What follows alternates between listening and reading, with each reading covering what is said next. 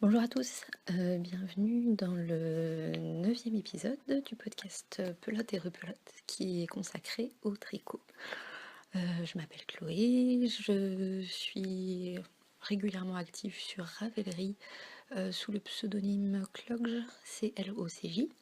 J'ai un blog aussi que j'alimente assez peu, mais de temps en temps ça me prend de mettre quelques photos et de parler un peu de tricot quand j'ai envie de m'étendre. Voilà, ça fait un petit bout de temps que je n'ai pas enregistré. C'était il y a bien un mois et demi, il me semble, si ce n'est plus. J'ai été un peu débordée par ma vie, donc j'ai pas pu beaucoup tricoter pendant un certain temps. Là, je suis en train de m'y remettre avec grand plaisir parce que ça m'a énormément manqué pendant le moment où j'en ai été empêchée. Sinon, dans les nouvelles par rapport au calendrier, il y a eu le CSF la semaine dernière. Je n'y suis pas allée parce que j'y vais tous les 2 ans et que je n'ai pas encore fini de tricoter tout ce que j'y ai acheté l'année dernière. Alors par contre, j'en ai parlé rapidement à ma mère qui habite en région parisienne, avec un petit air dépité. Et du coup, le samedi, elle m'a passé un petit coup de fil en me disant qu'elle y était et qu'elle attendait mes instructions. Donc voilà, elle m'a pris de la laine, la fifille, parce que ça reste ma laine préférée. Et du coup, je remercie tous ceux qui lui ont fait bon accueil là-bas. Je sais pas s'il passe par là, mais si jamais d'aventure il s'est garé ici, je leur passe un bonjour et un merci. Voilà, donc j'aurai de la féfile pour Noël, normalement. Si ma mère n'est pas trop enthousiaste, parce qu'elle a tendance à avoir du mal à attendre, donc ça se trouve, elle va vouloir me l'envoyer. Alors, parlons tricot. Donc, tricot, on va commencer par le fini, hein, sans être très original. Alors, en septembre, j'ai eu 2 petits cousins qui sont nés à 1 semaine d'intervalle. J'ai pas réussi à anticiper cet été pour leur préparer quelque chose avant leur naissance, donc j'ai fait quelque chose après. Et du coup, en étant un peu prise par le temps, sachant qu'il y a d'autres naissances, enfin voilà, je suis super à la bourre. Tout le monde fait que faire des bébés autour de moi, c'est affreux. Enfin non, c'est chouette pour eux, mais j'arrive pas à suivre le rythme, clairement. Donc du coup, j'ai fait des petits bonnets, parce que ça va très vite, parce que je connais bien les patrons, puisqu'en l'occurrence, à chaque fois pour les bonnets, je me rabats toujours sur le Little Home de Solène Quixlorer, alias la créatrice de Dererum Natura. J'adore ces patrons, je les trouve très clairs, originaux. Pardon, j'ai éloigné le téléphone pour pas vous tousser dans les oreilles, mais je pense que vous m'avez entendu quand même. Donc, ces 2 petits bonnets, donc même modèle. J'en ai fait déjà beaucoup, je pense plus d'une dizaine à force. Ma laine préférée pour les tricoter, c'est la Lana Stop Top Merino, qui est une laine espagnole, 50% laine et 50% acrylique à peu près. C'est une laine très douce avec des couleurs un petit peu brillantes. Comment dire? Oui, si, il y a un petit côté brillant dedans. C'est très doux, ça passe en machine. Je m'en suis fait une écharpe il y a quelques années, enfin un French cancan du coup en grosse laine, et ça me sert d'écharpe. Et j'en suis très contente, elle est chaude, elle se lave bien, elle s'abîme pas. Donc voilà, j'ai toute confiance pour la manipulation pendant quelques semaines ou mois pour un gilet, je dis des bêtises, pour, pour de la layette. Donc j'avais un reste de bleu assez flash, un bleu, je crois que c'est ça qu'on appelle bleu électrique. Donc j'ai fait un premier bonnet dans la plus petite taille, enfin c'est pas un bonnet, c'est un béguin, puisqu'il y a donc une petite lanière qui passe sous le menton, et ça se boutonne avec un bouton, le pléonasme. Donc j'avais un reste, j'ai choisi la plus petite taille et pourtant je me suis rendu compte, en ayant dépassé la moitié que j'allais manquer de laine. Donc j'ai farfouillé dans mes restes, j'avais encore un petit bout de mon écharpe donc, qui est donc dans la même laine mais pas la même couleur. Donc c'est un espèce de beige taupe. Donc j'ai eu juste de quoi rajouter 2 bandes, enfin oui, deux allers-retours. Et sur la fin, j'ai vu qu'il allait encore me manquer un petit peu de laine, donc j'ai retrouvé une grosse laine. Alors j'ai plus la référence, j'avais plus l'étiquette, mais c'est de la Lauriane qui m'avait servi à me faire une autre écharpe, mais que je porte peu parce que c'est de la laine très poilue et du coup à chaque fois que pardon pour les raclements de gorge, je suis un peu enrouée. Ou du coup, je me retrouve avec des poils dans la bouche si j'ai le malheur de parler ou d'ouvrir la bouche alors que je porte mon écharpe. Alors, avec 2 petites bandes sur un bonnet, je pense que ça n'aura pas de conséquences par contre. Donc ça c'est pour le premier petit cousin qui est né. Et pour le deuxième, j'avais une pelote complète de bleu un peu plus foncé et plus mat. Où là du coup j'ai pu faire un petit bonnet complètement uni. Alors ça se tricote très vite parce que je le connais bien. C'est juste que mes aiguilles en 5 mm sont déjà occupées, donc j'ai dû prendre mes vieilles aiguilles droites en bambou. Et bah c'est crispant. Donc c'était pas très très plaisant à faire. Enfin même si j'aime beaucoup ce modèle et je le trouve toujours aussi agréable à faire, mais bon ça va vite. J'ai mis beaucoup plus de temps à réussir à me motiver pour pouvoir coudre les petits boutons pour accrocher la petite bandoulière qui passe sous le menton.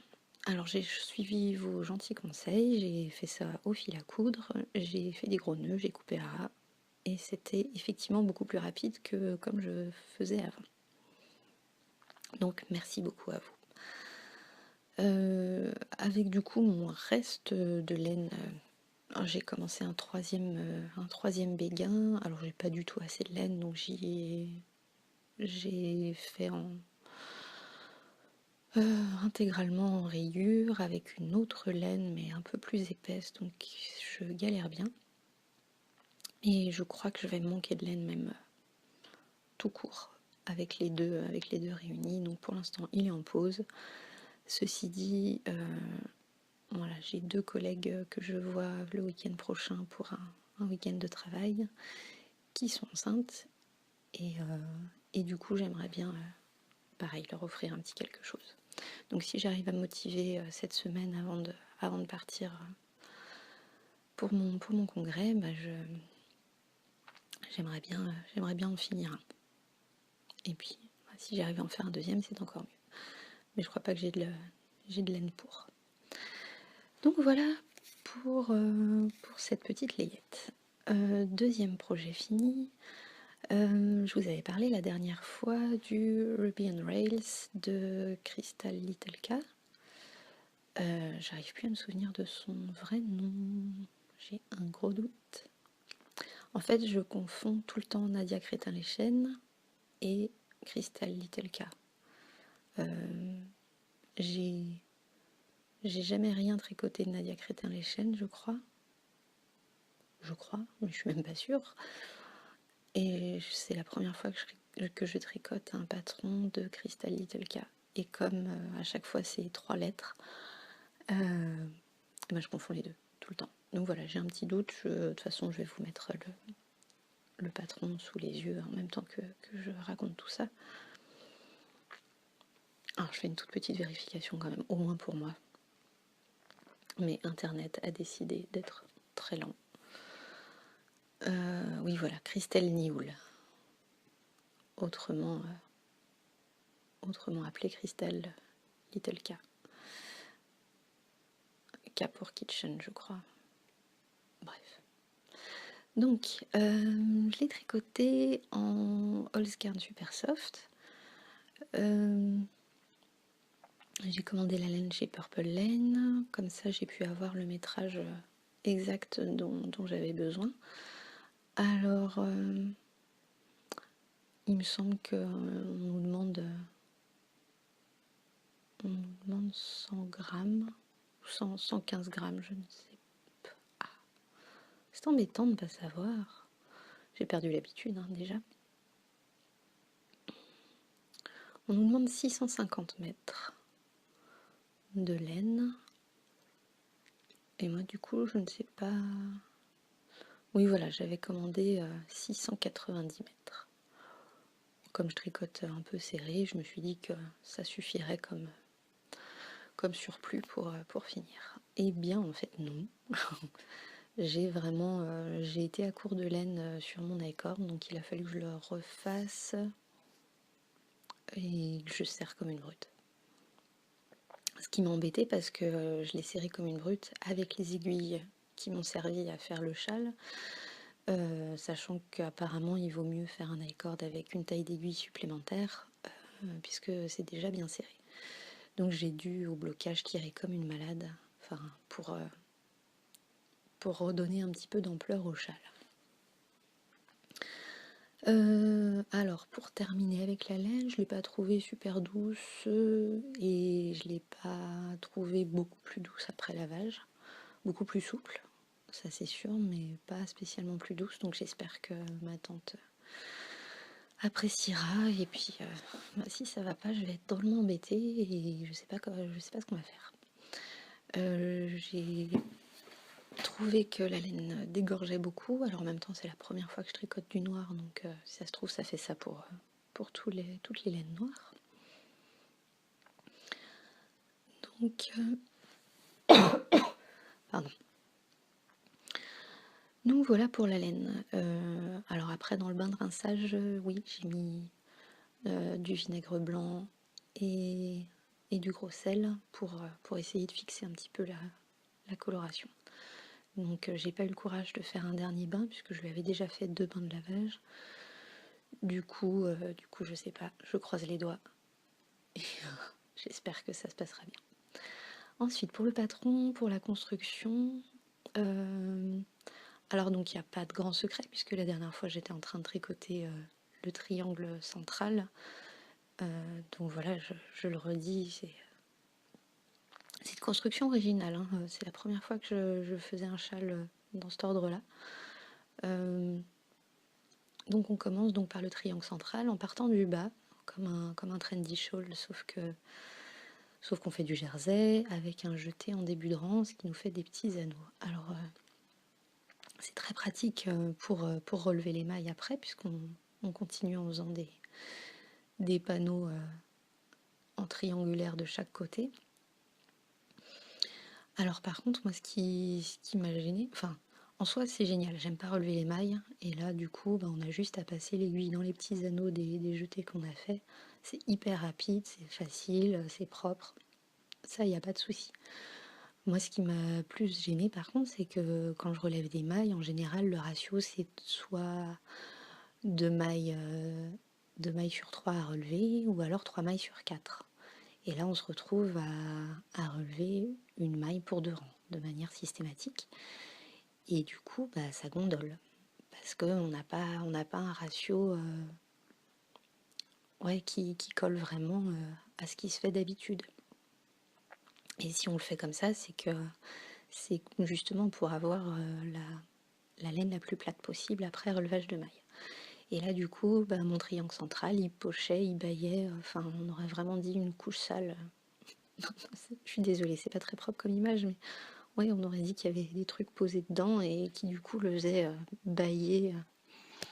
Donc il a fallu vraiment au blocage, pareil, vraiment travailler là-dessus pour essayer de rééquilibrer. Et du coup ça m'a pas mal dérangé. Et j'ai peur qu'après un peu de portage, la laine elle se rétracte de nouveau et qu'elle reprenne cette forme qui est vraiment pas gracieuse du tout. Donc je sais pas si je suis la seule à avoir eu ce problème, mais en tout cas moi ça m'a vraiment embêtée. Et puis après c'est du jersey, du mousse, du jersey, du mousse. Il y a juste la bande de dentelle où je me suis un peu amusée. Mais alors, je me suis ennuyée à tricoter ce châle. Alors, je sais pas si c'est parce que c'est pas pour moi. Ça a peut-être joué aussi. Et puis la bordure en point mousse, oui, certes, ça rend bien, mais je déteste le point mousse. Je trouve ça long, long, long. Au moins, quand je fais du jersey, bah, il y a un rang à l'endroit, un rang à l'envers. Ça donne un tout petit peu l'impression de ne pas faire tout le temps la même chose. Moi, le point mousse, ça me désespère. Donc voilà, je me suis vraiment, vraiment beaucoup ennuyée à tricoter ce châle. C'est dommage parce que j'aime beaucoup, beaucoup le rendu. Enfin, une fois bloqué. Et puis ça m'a donné plein d'idées de bidouillage et de réarrangement à ma sauce. Mais comme je me suis tellement ennuyée, je vais pas faire ça tout de suite. Je vais d'abord m'empresser d'oublier à quel point je me suis ennuyée. Mais voilà, je le garde quand même dans un coin de ma tête parce que j'aime bien la construction. Mais je sais pas si je vais rencontrer de nouveau ces problèmes de tension par rapport au ratio de relevage de mailles. Alors j'ai quand même découvert en termes de technique alors j'ai sous les yeux l'abréviation, le JSSBO. Pardon, ok.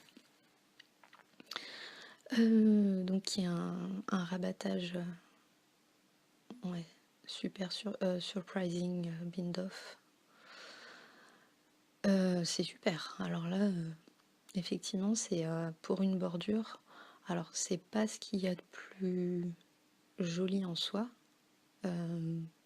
En même temps, le rabattage élastique que je faisais avant était pas plus joli que ça. Celui-là est peut-être plus propre, oui. Et il est effectivement super élastique. Et j'ai découvert l'icord aussi, puisque j'en avais jamais fait en tant que bordure. Je m'en faisais toute une montagne, en fait, ça va. Enfin, c'est long, mais c'est vraiment pas difficile. J'en avais fait déjà pour faire les cordons d'un petit cache-cœur pour bébé. Pareil, j'avais trouvé ça simple, mais j'avais eu du mal à avoir quelque chose de régulier. Là, par contre, il est en bordure, il est très propre. Juste très serré. Donc voilà, un patron ouais, où le rendu est vraiment magnifique, mais qui est pas excitant à faire. Alors il est facile, hein, il est vraiment super facile. Du coup, c'est chouette quand on veut pas trop réfléchir. Après, moi je me rends compte, plus ça va, plus j'aime tricoter des choses qui me demandent un petit peu de challenge, quoi. Voilà, bah, je crois que j'en ai tout dit. Alors j'ai un gros doute parce que j'ai déjà enregistré l'épisode hier soir, mais j'ai oublié de dire plein de choses et je me redisais beaucoup sur d'autres. Alors du coup, je sais plus si ce que j'ai déjà dit et ce que j'ai pas dit. Mais on va dire que j'ai tout dit. Alors, dernier... Est-ce que non oui, si, j'ai un dernier projet fini. C'est une paire de chaussettes pour un ami. Alors du coup, j'ai un petit doute sur la pointure. Il me semble que c'est du 43. Je l'ai tricoté en aiguille 2,5 mm et en fabelle de drops. Donc en bicolore, puisque je continue d'écouler mes pelotes uniques de 50 grammes. Donc j'ai pas pu faire une tige qui montait très haut vu que les chaussettes hommes, ça prend quand même beaucoup plus de laine que mes chaussettes à moi. J'espère qu'il sera content. Elles sont tombées des aiguilles hier soir. Non, hier matin, j'ai des bêtises. Et du coup, j'ai fait du jersey tout bête. Donc là aussi, autant dire que je me suis ennuyée. Puisque la laine est déjà très chamarrée. Et du coup, il n'y a pas besoin... Enfin voilà, si on fait un motif, il ne se voit pas. Alors j'aime beaucoup le rendu. C'est une très jolie couleur. Mes photos lui rendent pas du tout hommage. Mais ça donne une petite idée quand même de la chose. Donc si je regarde, oui, j'ai mis presque 1 mois et demi à les faire. Je crois que j'avais jamais passé autant de temps sur une paire de chaussettes. Donc voilà, pour les projets terminés, c'est tout. Alors maintenant les encours. Donc la dernière fois, je vous en avais déjà parlé, j'avais commencé un pull pour mon amoureux, que j'ai inscrit dans le cale du mal, organisé par Roméo et Pétrolette. Donc c'est vraiment chouette parce que je découvre toutes les belles choses que font les autres, et puis moi je vois que j'avance comme une tortue à côté des autres. Donc le patron, c'est Strawboy de Carol Feller, qui n'est disponible qu'en livre. Alors je suis un peu embêtée, enfin oui, je suis déçue parce que dans le reste enfin il n'y a rien qui me plaît dans le livre à part ce pull. Et j'ai modifié plein de choses, du coup voilà, ça. Et le livre est toujours ouvert sur mon bureau, je pose plein de trucs dessus, donc il est abîmé, il sera pas revendable, mais tant pis, ma foi. Sait-on jamais, peut-être qu'un jour il intéressera quelqu'un. Voilà, donc la dernière fois je vous avais déjà expliqué cette histoire de torsade principale qui moi ne me convenait pas puisque j'ai un côté un peu rigide, je voulais que ça croise dessus-dessous, donc j'avais déjà tout recommencé pour avoir une torsade comme moi je voulais. Et ensuite, voilà, c'est une alternance à chaque endroit, on a une torsade à faire.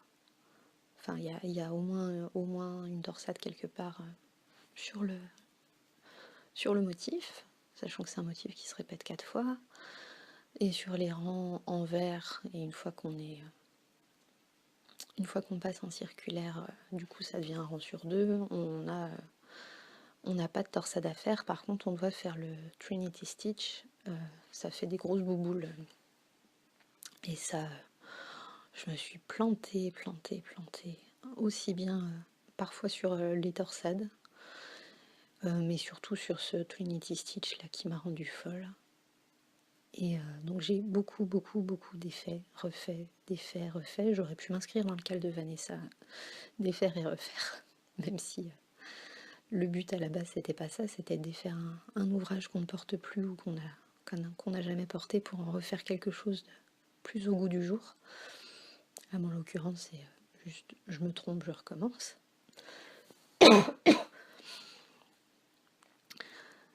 Et donc voilà, ça m'a pris énormément de temps.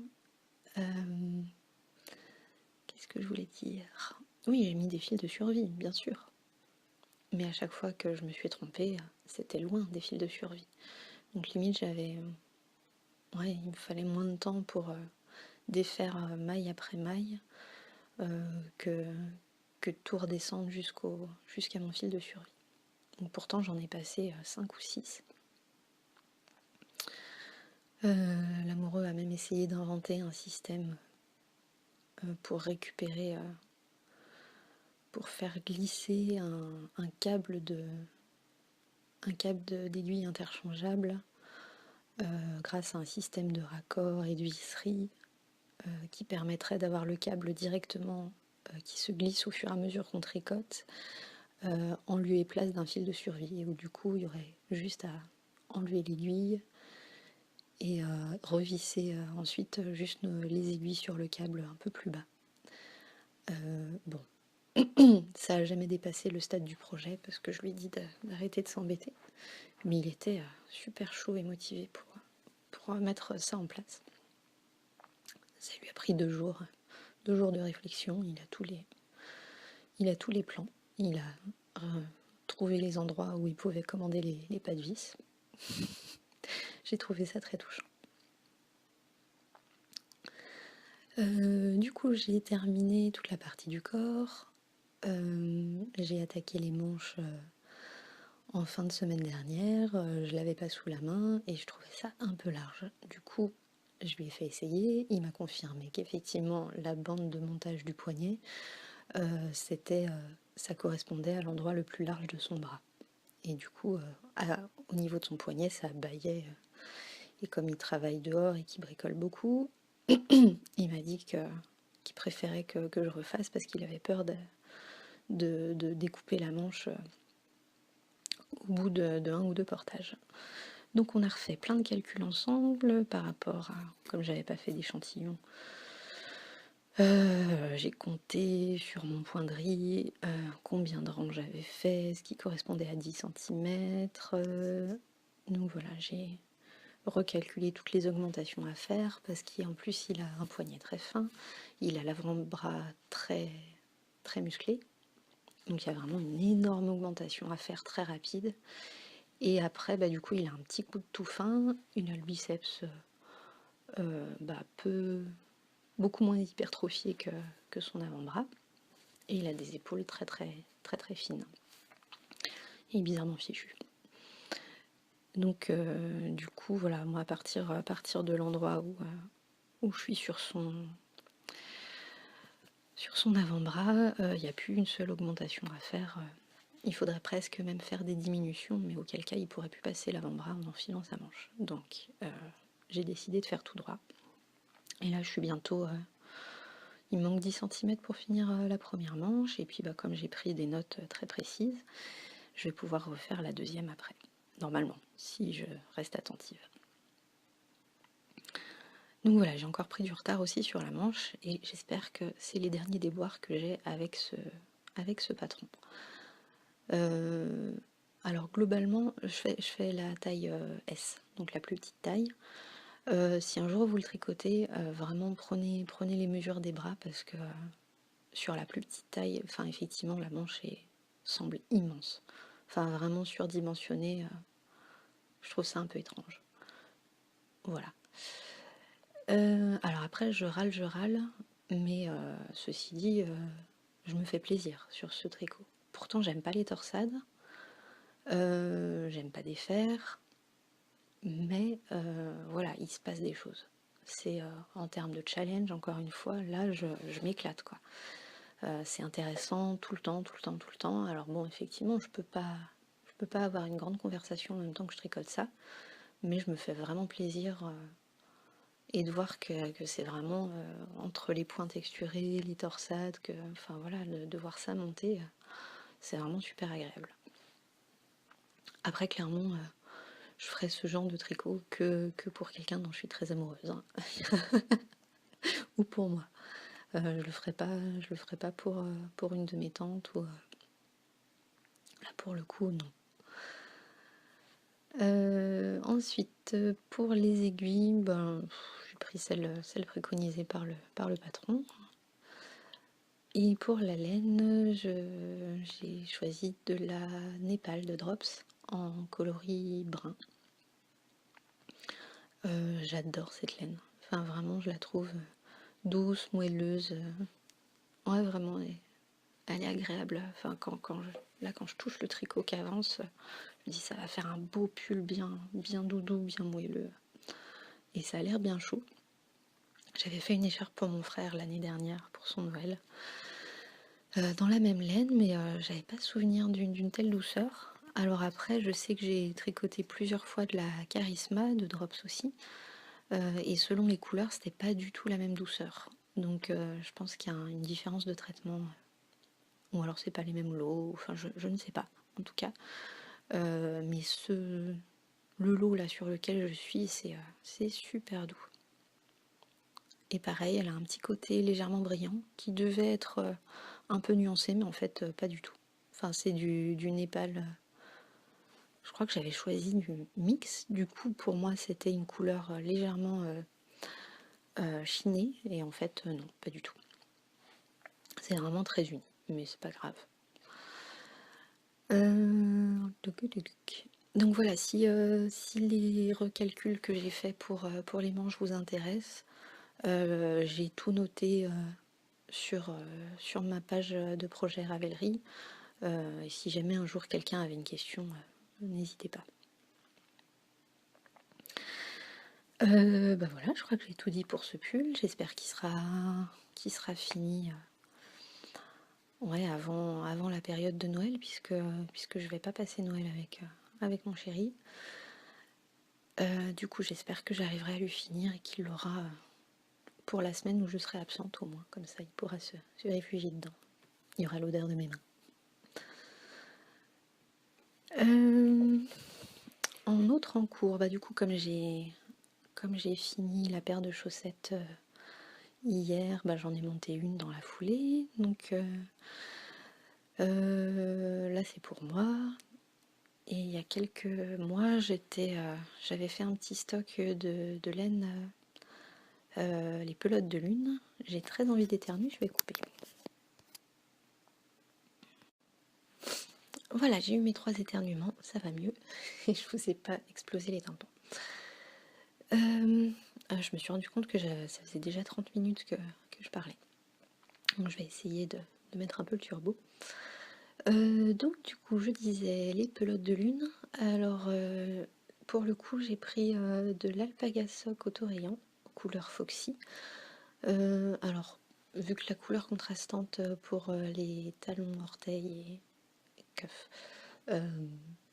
côte, oh pardon, j'ai commencé à faire l'andouille qui parle anglais. Surtout que je suis pas du tout anglophone, mais j'ai appris le tricot en anglais, donc comme beaucoup d'entre vous. De temps en temps, il me manque les mots, je pense que vous avez le même problème. Donc la couleur contrastante, c'est du gris, couleur d'ailleurs orage au désespoir. Je l'avais déjà tricoté dans mon Ravello et j'avais adoré cette couleur.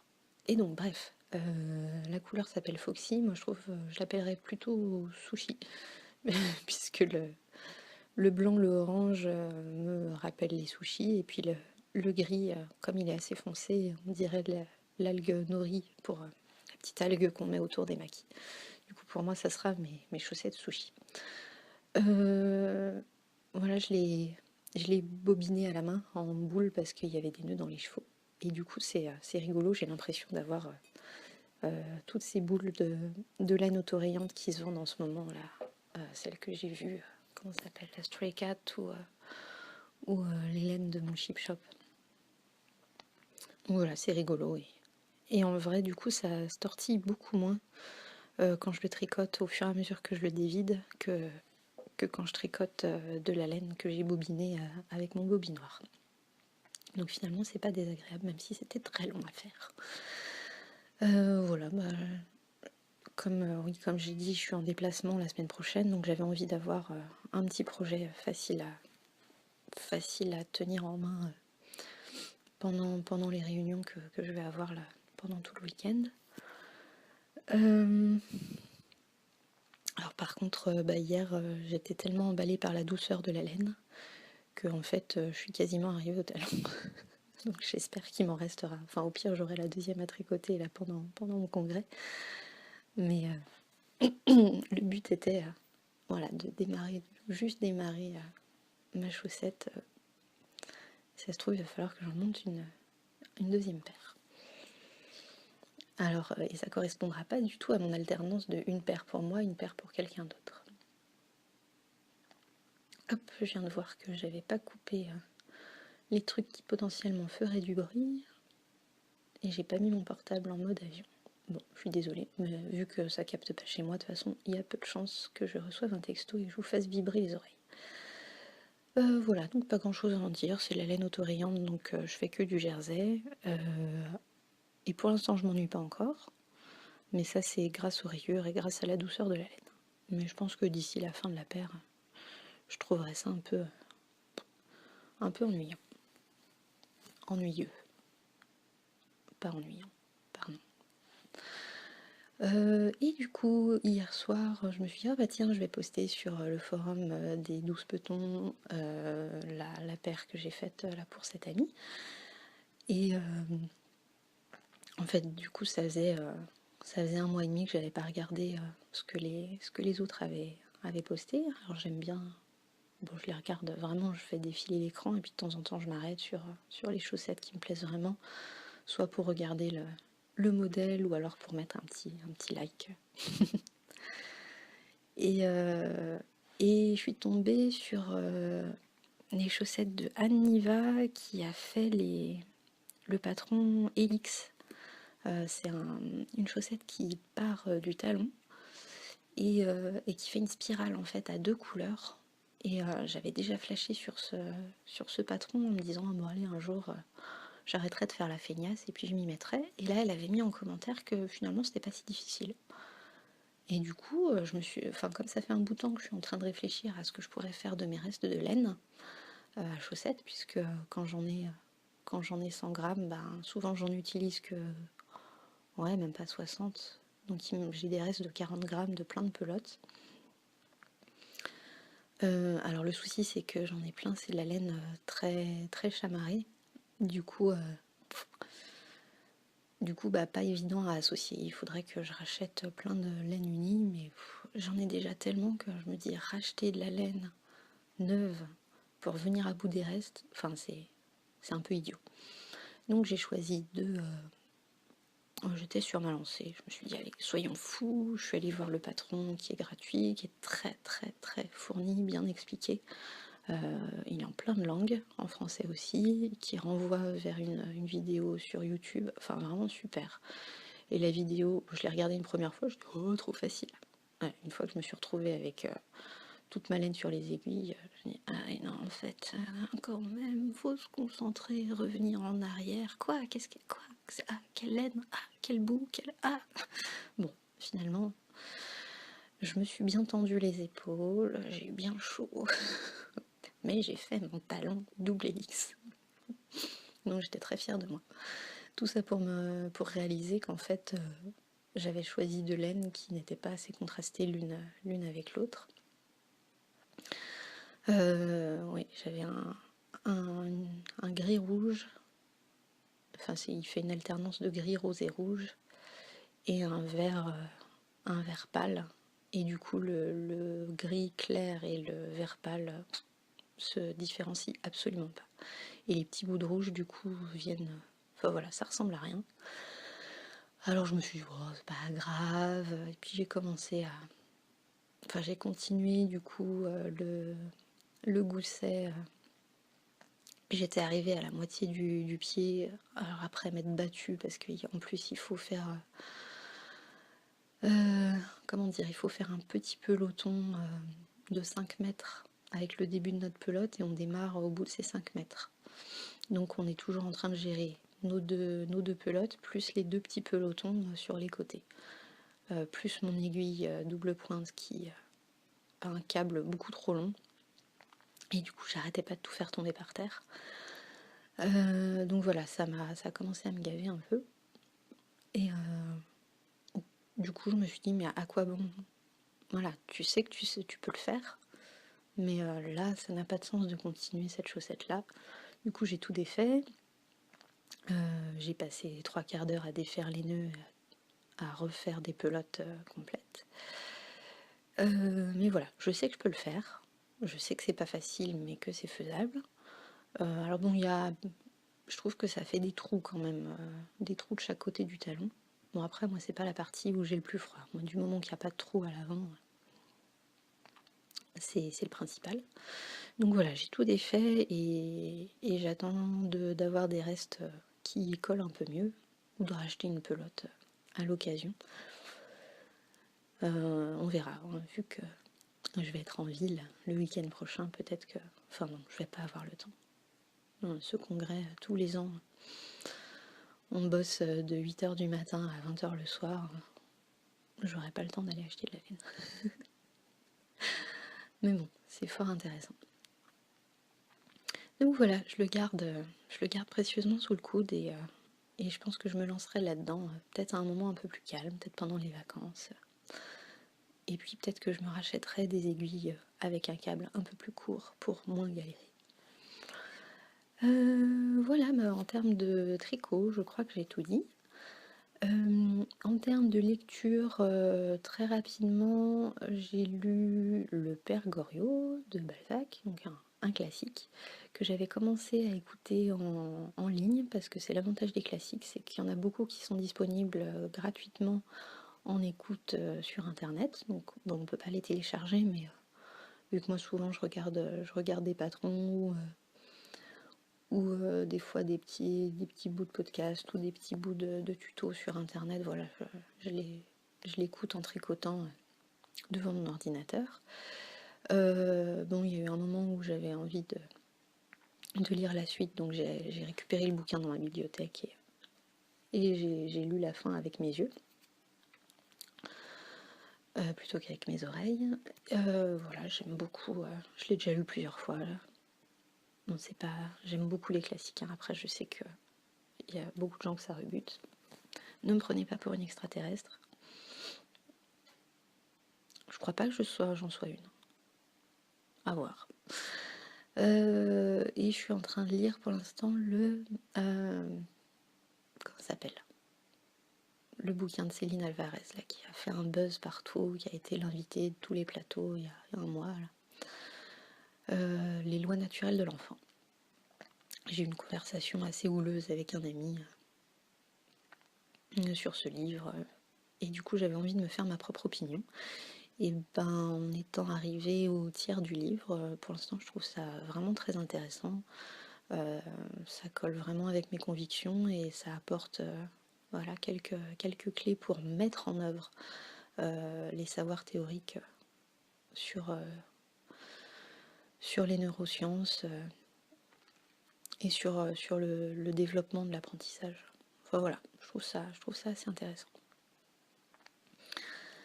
Et dernière petite chose, petite astuce santé et hygiène. Alors si... Ouais, ça va peut-être pas être très ragoûtant, j'en suis désolée, mais en même temps c'est vraiment quelque chose que je trouve intéressant et qui moi m'aurait sauvé des années de traitement. Voilà, quand j'étais ado, j'ai eu une mycose massive au pied. Vraiment le truc intraitable qui avait atteint toute la plante du pied, tous les orteils, les ongles, enfin voilà, un truc dégueu. Je, je me suis pas mise pieds nus pendant des années parce que j'avais honte. Toutes les nuits, je m'arrachais, je me grattais jusqu'au sang. Enfin voilà, mon pied était une plaie purulente, c'était affreux.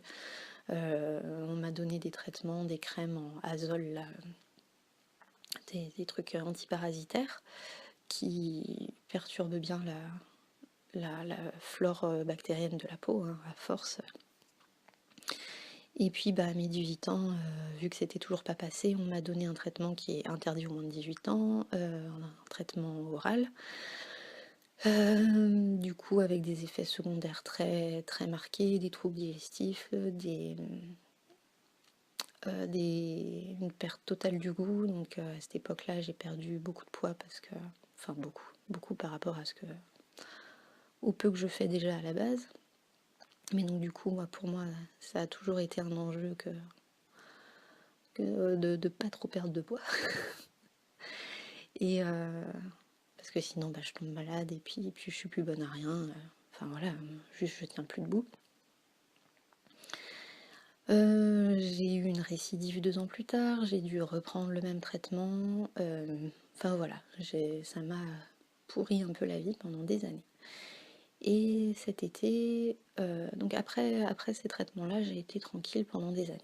Et cet été, mon homme a eu une énorme ampoule qui a viré en mycose sur la fin, puisque donc moi c'est exactement la même chose qui m'était arrivée à l'origine. À l'âge de 12 ans, j'ai fait une rando, j'ai eu une ampoule qui a à moitié crevé, et du coup avec ouais, ce qui était dedans, là, tout le liquide qui est dedans, qui a un peu macéré, je pense que c'est ça qui a lancé la mycose.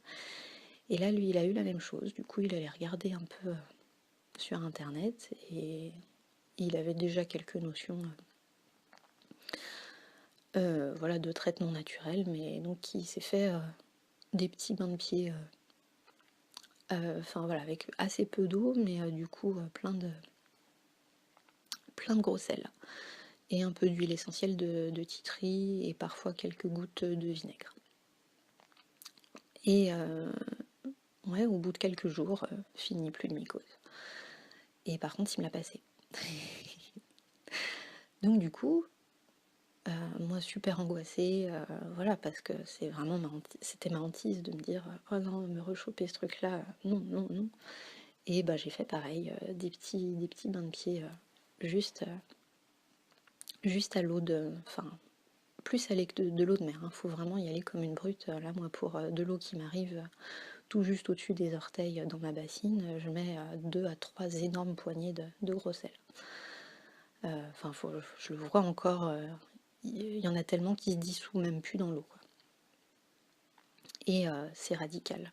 C'est radical. Donc voilà, moi j'en veux énormément aux médecins de ne pas avoir su qu'il suffisait de faire ça. Et voilà, et du coup, à chaque fois que j'ai le moindre doute, maintenant, je me fais un petit bain d'eau salée. Donc voilà, si jamais vous avez les pieds qui grattent. Alors je suis pas complètement hors sujet, on parle de laine qui gratte et de pieds qui grattent. Bon, c'est moins glamour, hein, c'est sûr, mais voilà, c'est quelque chose que j'avais envie de partager parce qu'il y a plein de gens qui n'ont pas l'air de savoir que c'est possible, et du coup, bah, si ça peut nous éviter plein de traitements chimiques et de la douleur et des trucs qui marchent pas forcément toujours, ben, je trouve que ça peut valoir le coup. Voilà, sur ce, ça fait une éternité que je suis en train de parler. Plus à chaque podcast, je rajoute 5 minutes. J'étais partie sur des épisodes d'une demi-heure et là, je me retrouve à plus de 3/4 d'heure, ça ne va pas du tout. Je suis désolée d'avoir abusé de votre temps. J'espère que vous avez quand même trouvé 2-3 petites choses intéressantes. Si jamais vous avez la moindre question, n'hésitez pas. Que dire d'autre? Eh bien, je vous souhaite en tout cas une bonne fin d'automne.